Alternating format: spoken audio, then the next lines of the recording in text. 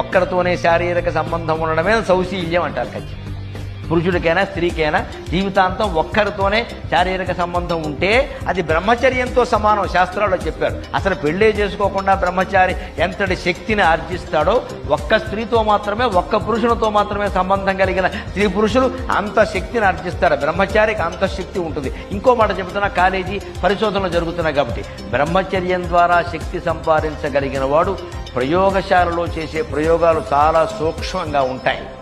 ఎందుకంటే అతను ప్రత్యుత్పత్తి శక్తి ఉందే, అంతకంటే ఎక్కువ మాట్లాడితే నేను బాగుండదు. ప్రత్యుత్పత్తికి ఉపయోగించేటువంటి పదార్థం ఉందే, దాన్ని నిల్వ చేసి వెన్నుపూస ద్వారా పైకి పంపిస్తాడు. దాన్ని ఊర్ధ్వరేతస్కుడు అంటారు. వాడి మేధాశక్తి అపూర్వంగా పనిచేస్తుంది. 10 రోజులు కష్టపడినా దొరకని విషయం వాడికి 10 సెకండ్లలో స్ఫురిస్తుంది. వెంటనే దాన్ని స్ఫురణ అంటారు. బ్రహ్మచర్యం అంత గొప్పది.